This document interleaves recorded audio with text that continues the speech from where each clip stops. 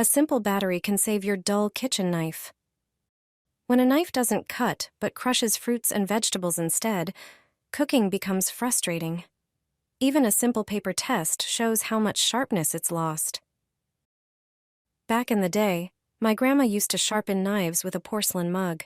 She'd flip it upside down and run the blade along the rough rim.